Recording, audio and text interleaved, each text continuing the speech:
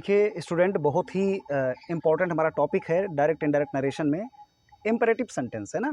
Imperative sentence जो कि बहुत ज़रूरी है और परीक्षा में 99% इम्परेटिव सेंटेंसेस ही आते हैं, ठीक है। और ये हमारे स्पीकिंग में भी बहुत इंपॉर्टेंट है, ठीक है, ना कि केवल बोर्ड एग्जाम्स में, बल्कि ये कम्पिटिटिव एग्जाम हो गए, आपका एकेडमिक एग्जाम जो भी हैं आपके, उसके बाद स्पीकिंग में भी बहुत ही इंपॉर्टेंट है, ऐसे हम लोग बोलते हैं इस तरह से। तो देखिए ये इम्परेटिव सेंटेंस में क्या क्या झलकता है, मतलब क्या एक्सप्रेशंस निकलते हैं इसमें। इम्परेटिव सेंटेंस से हम आदेश लेना और देना प्रकट करते हैं, ठीक है। आदेश दिया भी जाता है, आदेश लिया भी जाता है। इसके बाद में सुझाव प्रकट होता है, ठीक है, और सलाह प्रकट होती है, ठीक है। इसके बाद में आप किसी से अर्ज भी करते हैं, निवेदन भी करते हैं, यानी आग्रह करते हैं, रिक्वेस्ट प्रकट होती है। तो ऑर्डर प्रकट होता है, सजेशन प्रकट होता है, एडवाइस प्रकट होती है, रिक्वेस्ट प्रकट होता है, अर्ज यानी निवेदन करना, ठीक है, या बेग्ड माने विनती करना, निवेदन करना, ये प्रकट होता है। और अगर मनाही करते हैं कि वहाँ मत जाओ, ये मत करो, वो मत करो, तो उसमें हम लोग जो है मनाही वाले सेंटेंस भी शामिल कर लेते हैं, डोंट वाले जो हमारे होते हैं, ठीक है। तो और उसके बाद में लेट वाले सेंटेंस है, ठीक है, लेट वाले सेंटेंस, एक लेट वाले, एक लेटस वाले। तो इतने प्रकार के सेंटेंस हम इसमें जो है सीखते हैं। तो ये तो एक्सप्रेशंस की बात रहेगी कि क्या क्या किस तरह से हम करते हैं। ये जो एक्सप्रेशंस है ना, इसको हम लगाएंगे इधर, ठीक है, तभी समझ में आएगा।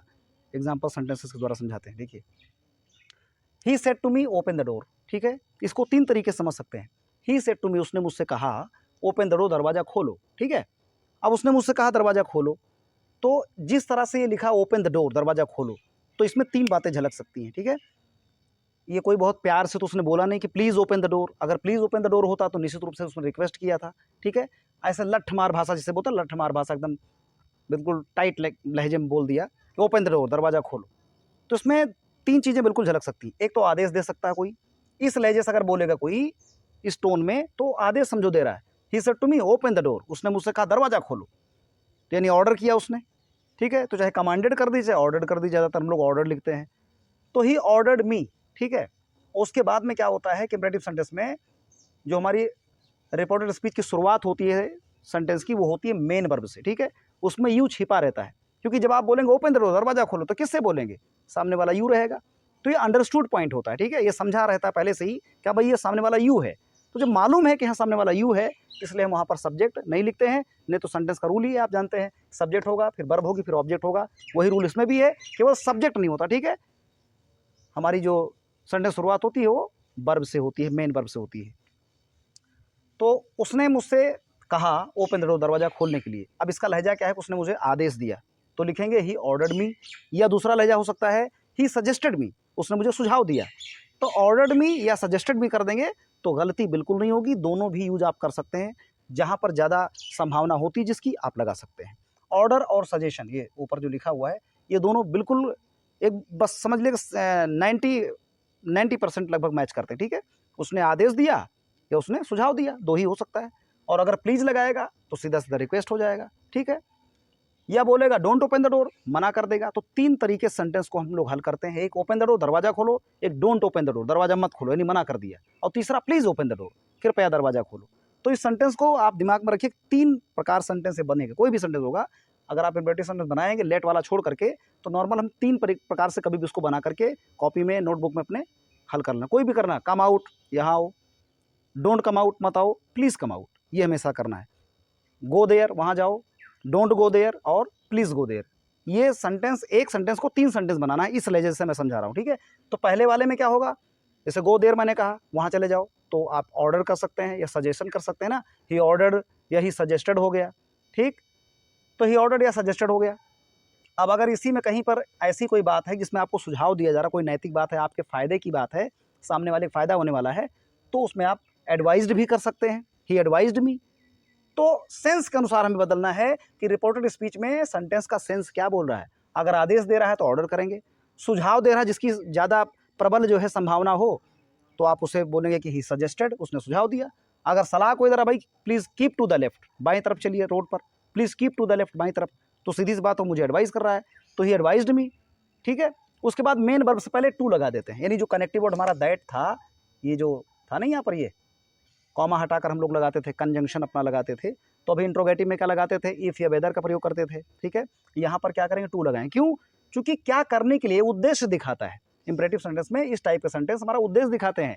जैसे बोला गया ही सेड टू मी, उसने मुझसे कहा ओपन द डोर, दरवाजा खोलो, तो उसने मुझे क्या कहा, उसने मुझे आदेश दिया, ही ऑर्डर्ड मी, क्या करने के लिए, टू ओपन द डोर, दरवाजा खोलने के लिए। के लिए का मतलब इसमें उद्देश्य छिपा है, ये काम करने के लिए। तो उसी के लिए हम लोग जो है टू का यूज करते हैं, और ये मेन वर्ब से ठीक पहले लग जाएगा, कंजंक्शन के रूप में इस्तेमाल होता है, ठीक है। तो he ordered me to open the door, उसने मुझे आदेश दिया दरवाजा खोलने के लिए, या हम कह सकते हैं he suggested me to open the door, उसने मुझे दरवाजा खोलने के लिए सजेस्ट किया, यानी सुझाव दिया, ठीक है। अगर ऐसी कोई बात होती कि जिसमें हमारा फ़ायदा होता, यानी हमारे फ़ायदे की बात होती, हमारे हित की बात होती, इसमें हमारे कल्याण की बात होती, तो हम यहाँ पर एडवाइस्ड भी लगा सकते हैं, ठीक है। जैसे उसने बोला कि यहाँ पर मान लीजिए कि take your medicine on time, अपनी दवा जो है आप सही समय पर लीजिए, तो उसमें क्या है, उसमें ऑर्डर थोड़ी देगा, ठीक है, उसमें सुझाव दे सकता है या एडवाइस करेगा। तो ही एडवाइज्ड मी कर देंगे, he advised me to take the medicine on time, दवा जो है सही समय पर लेने के लिए। तो इस तरह से आपको सेंस समझना है, किस चीज़ का सेंस लग रहा है। अगर उसमें एडवाइस का सेंस है तो एडवाइज्ड कर देंगे सेट टू को, ठीक है। अगर ऑर्डर है तो सेट टू को ऑर्डर कर देंगे, सजेशन झलक रहा है तो सेट टू को सजेस्टेड कर देंगे, इस तरह से होता है। अगर मनाही कर दिया तो उसका भी देखिए कैसे होगा। अब एक तो आप समझ गए किस तरह से लगाना है, यानी ऑर्डर्ड करना है, सजेस्टेड करना है, या एडवाइज्ड करना है, तीन आपको करना है। और अगर विनती कर रहा है, बेग्ड कर दीजिए, ही बेग्ड मी, ठीक है। ही अर्ज्ड मी, उसने मुझसे अर्ज किया, निवेदन किया, ये भी चल सकता है। अब देखिए इन्हीं चीज़ को जो आपने यहाँ पर समझा कि he said to me open the door, उसने मुझे कहा दरवाज़ा खोलने के लिए, इसी को मैंने तीन तरीके से लिखा है। देखिए ही सेड टू हिम, उसने उससे कहा, अब यहाँ पर मी की जगह पर हमने हिम कर दिया ताकि आपको थोड़ा सा चेंज लगे ऑब्जेक्ट में। तो ओपन द डोर के पहले मैंने क्या लिख दिया, डोंट ओपन द डोर, यानी मनाही कर दी गई इसमें, ठीक है, इसमें मनाही कर दी गई, इसमें प्रोहिबिशन झलक रहा है, ठीक है। प्रोहिबिट मतलब इसमें भाई ये जो है आपको ये काम नहीं करना है, ठीक है। तो he said to him don't open the door, उसने उससे कहा कि दरवाज़ा मत खोलना। अब इसमें क्या है, या तो सजेशन दे रहा है, सुझाव दे रहा है, या वो आदेश दे रहा है, ठीक है, इस तरह से हो सकता है। तो यहाँ पर क्या है देखिए कि अगर आप कैसे इसको सॉल्व करेंगे, ही सेड टू हिम, मैंने देखो यहाँ फॉरवर्ड लिखा हुआ है, ये इसका बहुत बढ़िया एकदम इजी तरीका है। अगर आपको डोंट, देखिए डोंट लगा है, डोंट पूरा हटा देना, ठीक है, डोंट पूरा हटा दीजिए और सेड टू की जगह पर आप लगा दीजिए फॉरवर्ड। तो ही सेड टू हिम, है ना, ही सेड टू हिम, यहाँ पर हम करेंगे ही, हाँ अब क्लियर।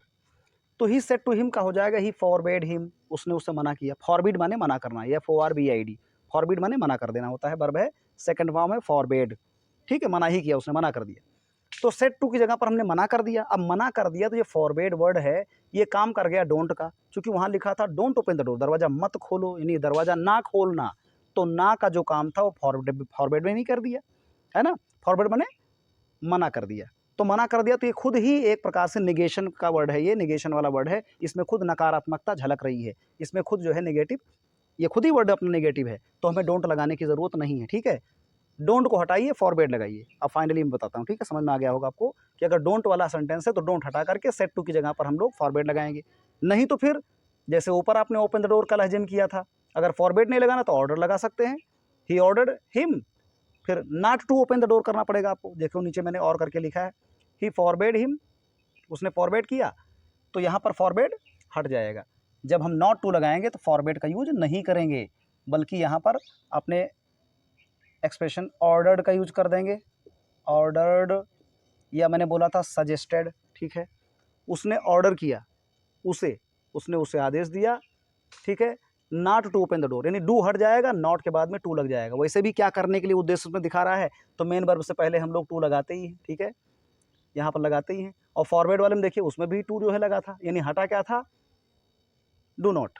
फॉरवर्ड में हम डू नॉट पूरा हटा देंगे, और अगर फॉरवर्ड नहीं करना है तो हमें यहाँ पर ऑर्डर कर देना है, सजेस्टेड कर देना है, एडवाइज्ड कर देना है, तो हमें जो है नॉट टू का यूज करना पड़ेगा, ठीक है।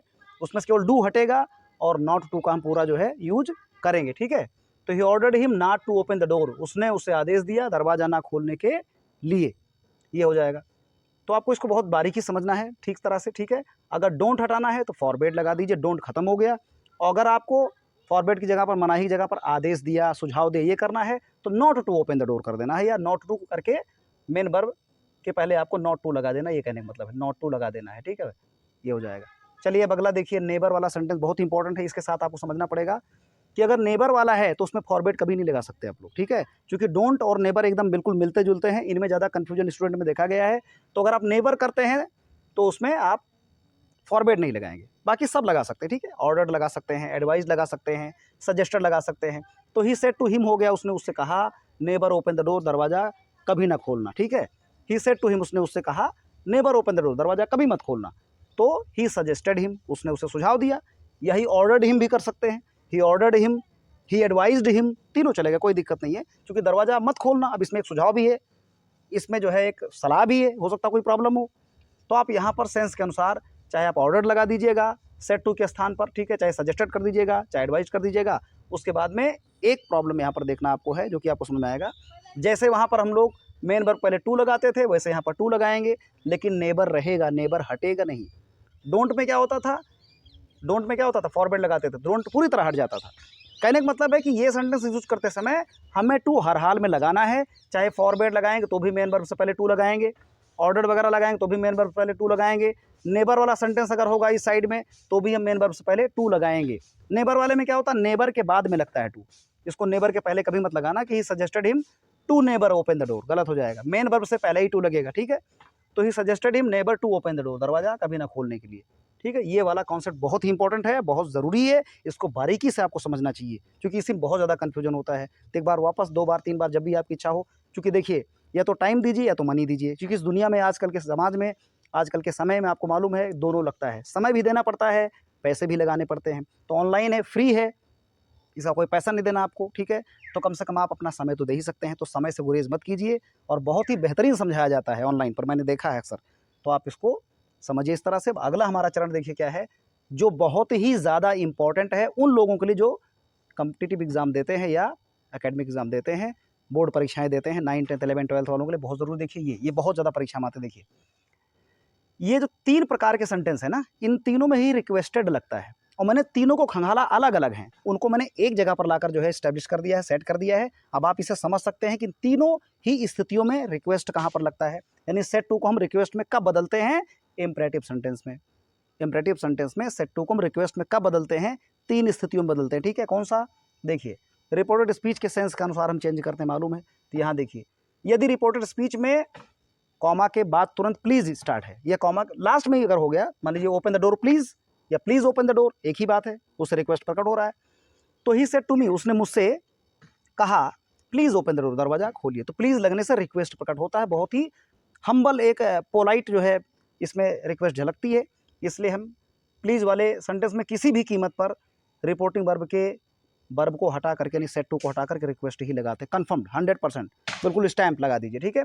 सेट टू को हटाइए और रिक्वेस्टेड कर दीजिए। तो ही रिक्वेस्टेड मी, अगर इधर प्लीज लगा है तो आपको रिक्वेस्टेड करना है, बाकी ऑर्डर वगैरह कुछ भी नहीं करना। प्लीज वाले में हमेशा रिक्वेस्टेड होगा, ठीक है।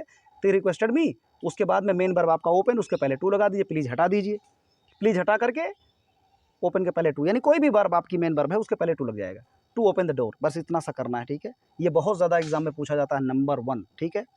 2022 में भी आया था, मैंने देखा था, हाई स्कूल या इंटरमीडिएट में पेपर में था, ठीक है।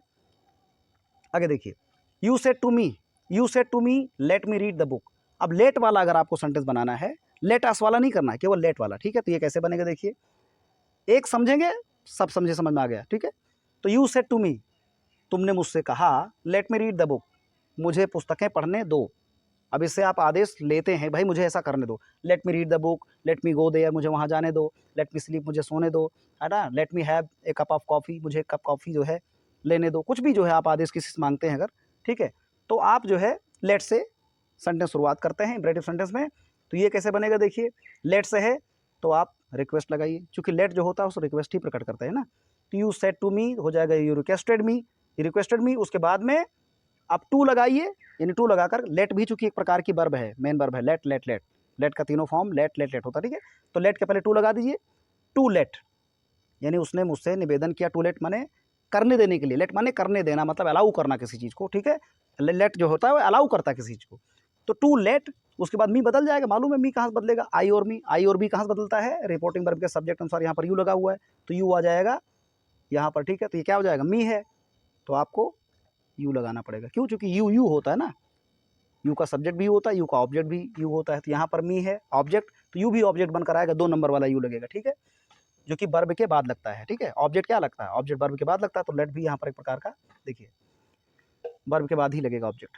तो टू लेट, उसके बाद में यहाँ से आ गया ये यू हो गया, ठीक है। मी बदल गया कहाँ से, यू से, तो ये हो गया you. To let you read the books, एकदम क्लियर है। आपको टू लगा देना है, उसके बाद में लेट में बिल्कुल चेंज नहीं करना है, मी को आपको चेंज कर देना है, ये इधर ऑब्जेक्ट रहेगा, ठीक है, तो ये आपको चेंज कर देना है। अच्छा, ये दूसरे तरीके से भी बनता है, एक तो ये हो गया टू वाला करके, ठीक है, टू लेट वाला, टू लेट। अब इसमें आपको परिवर्तन क्या करना है, जैसे मैंने आप बताया कि इसमें अलाउंस होता है ना, किसी को अलाउ किया जाता है, आदेश दिया जाता है, परमिट किया जाता है, तो हम क्या करेंगे, टू को हटा करके कॉमा की जगह पर दैट का प्रयोग कर देंगे, ठीक है, एक प्रकार के हो जाएगा, ही रिक्वेस्टेड मी दैट, ठीक।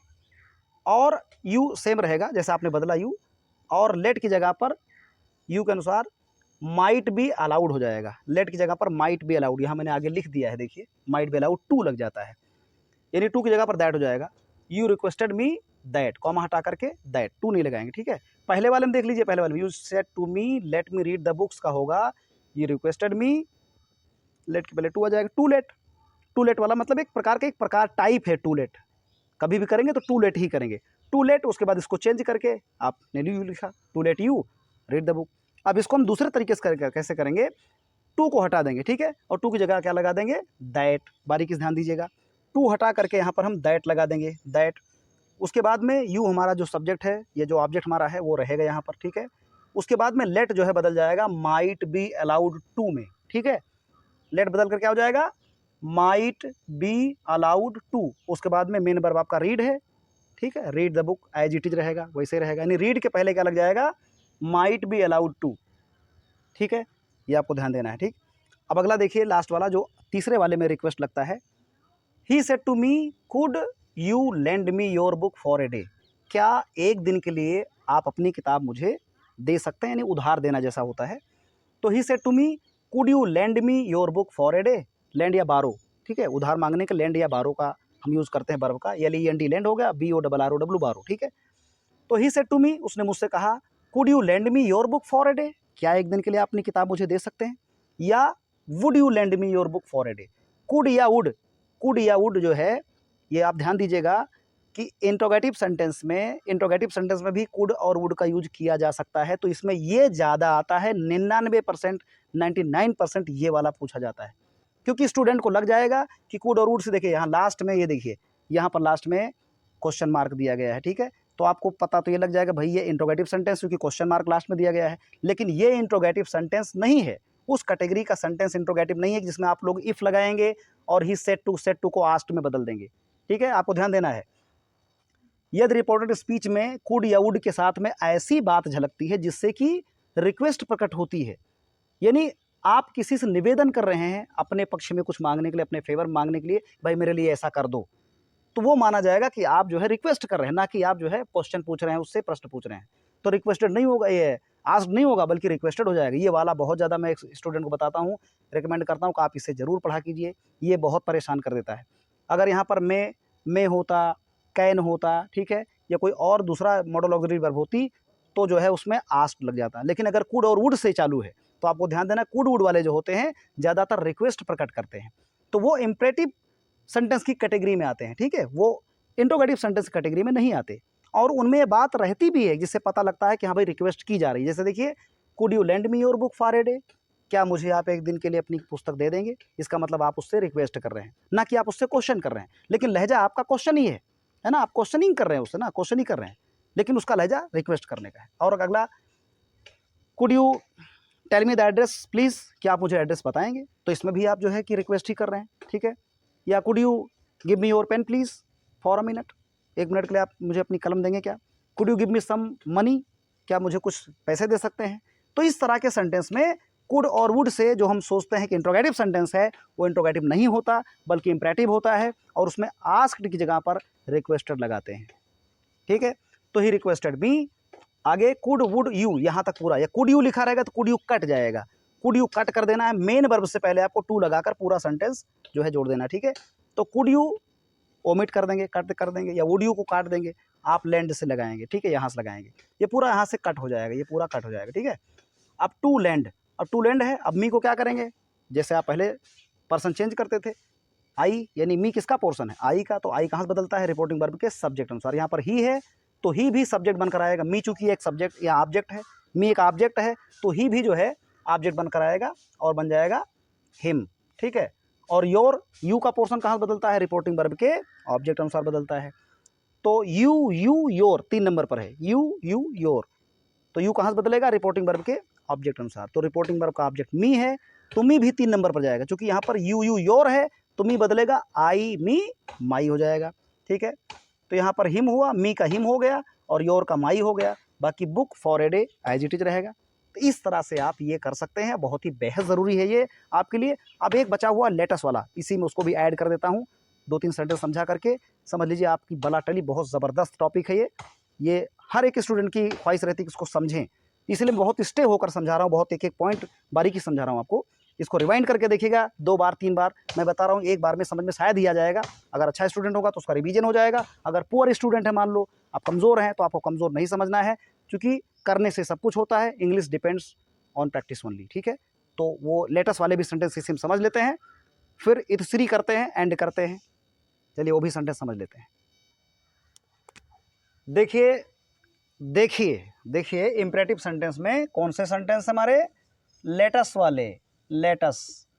भाई देखिए थोड़ा सा सॉरी चाहता हूँ, क्योंकि तबीयत थोड़ी ख़राब है, टाइफाइड का असर है, फिर भी मेहनत करके आपके लिए बना रहा हूँ मैं, और बड़ी वीकनेस फील हो रही है, इसलिए मैं ठीक से बोल नहीं पा रहा हूँ फिर भी। लेकिन आपका प्यार है, आपका जो है रेस्पेक्ट है, और मुझे भी बड़ा संतोष मिलता है, क्योंकि आपको मालूम है टीचर क्या करता है, जब बच्चे मिल जाते हैं तो फिर निहाल हो जाता है।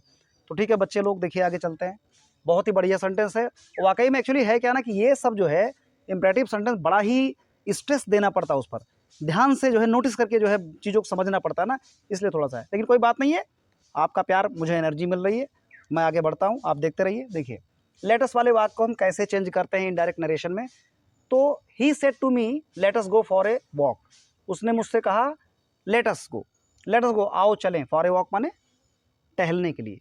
तो इसमें क्या होता है लेटेस्ट वाले में, जब हम किसी को प्रपोजल देते हैं, प्रस्ताव देते हैं, ठीक है, या सजेशन, देखें देखिए बॉक्स में मैंने लिख दिया है प्रपोज्ड या सजेस्टेड, यानी प्रपोज्ड कर दिया गया, किसी को प्रपोज्ड किया आपने, यानी आपने प्रपोज किया, प्रस्ताव दिया, या सजेस्ट किया, सुझाव दिया कि भाई आओ ऐसा करें। ठीक है, let us have a cup of coffee, चलो एक कप कॉफ़ी पी लेते हैं। Let us have a cup of tea, चलो एक कप चाय पी लेते हैं। Let us have some milk, थोड़ा सा let us have some breakfast, आइए थोड़ा नाश्ता कर लेते हैं। इस टाइप की कोई भी चीज़ अगर आप किसी को प्रस्ताव, let us play a match,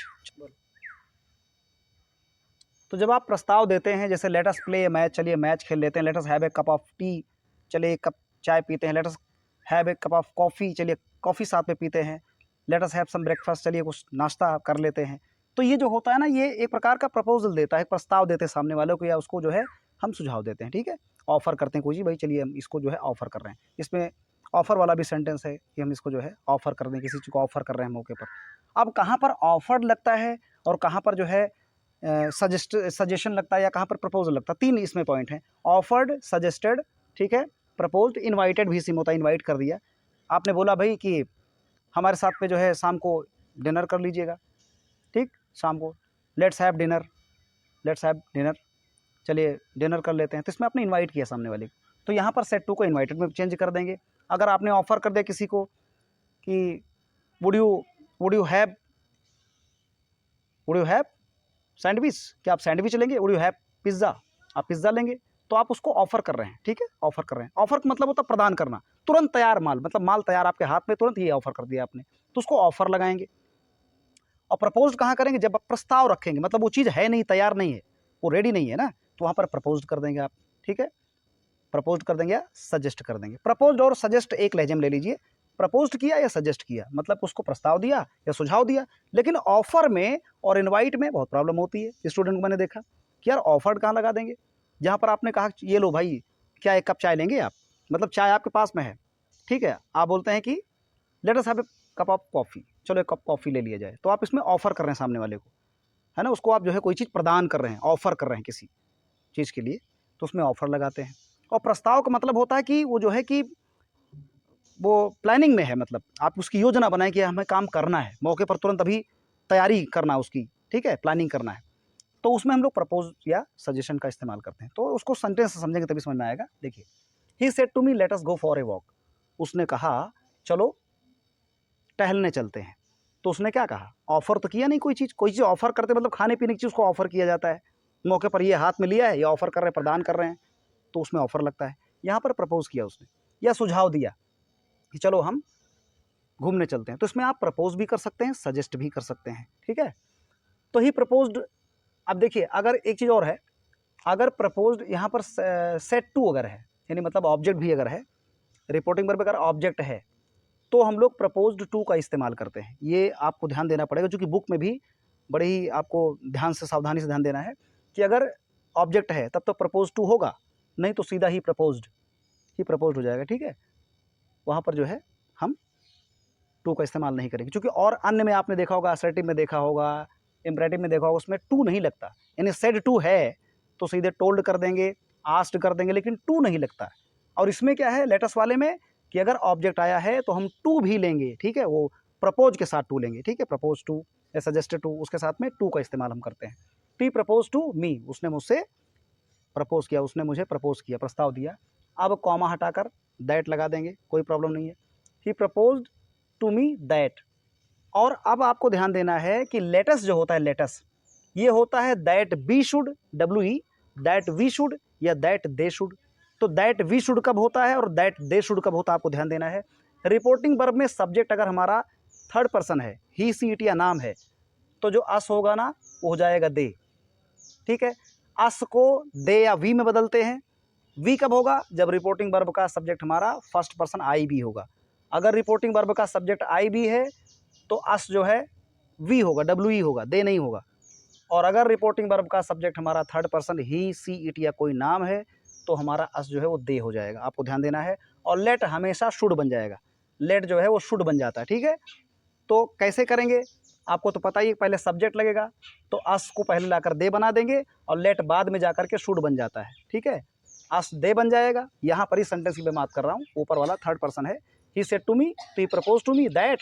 उसके बाद में पहले सब्जेक्ट आएगा तब बर्बाती है, तो अस को बनाएंगे दे, चूंकि यहाँ पर ही है तो ही के अकॉर्डिंग क्या हो जाएगा, दे हो जाएगा, उसका प्लूरल नंबर हो जाएगा, ठीक है। क्योंकि अस क्या है, अस जो है ऑब्जेक्ट है किसका, WE का। वी का ऑब्जेक्ट अस है तो वी क्या है, बहुवचन में है ना, प्लूरल नंबर में है, तो प्लूरल नंबर में है, लेकिन है यहाँ पर क्या, ठीक है, यहाँ पर क्या है ऑब्जेक्ट, तो इसको हम सब्जेक्ट बनाएंगे। क्योंकि सेंटेंस में जब जोड़ेंगे तो पहला वर्ड क्या होना चाहिए, सब्जेक्ट होना चाहिए, उसके बाद में वर्ब होनी चाहिए।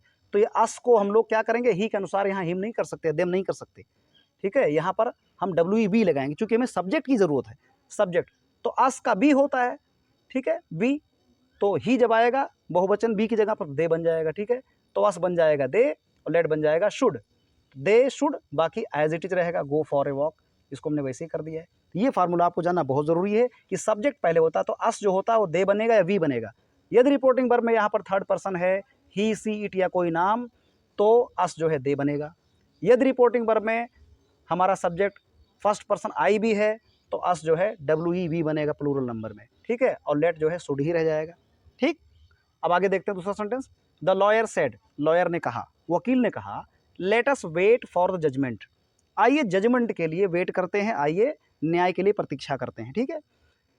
तो द लॉयर सजेस्टेड, अब इसमें टू मी वगैरह तो है नहीं, तो हमें जोड़ने की कोई ज़रूरत नहीं है कि टू मी जोड़ दें, कुछ और जोड़ दें, सीधा लिख देंगे द लॉयर सजेस्टेड, सुझाव दिया, दैट, क्योंकि किसे सुझाव दिया, आगे सब ग्रुप में मिलकर पूरा होगा ही प्लूरल में, तो दैट हो गया, कॉमा हटाकर दैट कर दिए। और मैंने कहा था आपसे कि पहले सब्जेक्ट आएगा, यानी अस को हम बनाएंगे दे या तो WE बनाएंगे और लेट को बनाएंगे शुड, तो अस पहले चेंज होगा, ठीक है। तो अस के लिए क्या लगाएंगे, अब ये चेंज करेंगे हम रिपोर्टिंग वर्ब के सब्जेक्ट लॉयर के अनुसार। लॉयर थर्ड पर्सन है चूंकि, तो ही है, लॉयर है तो ही है, तो यहाँ पर क्या हो जाएगा, थर्ड पर्सन है तो ये हो जाएगा दे।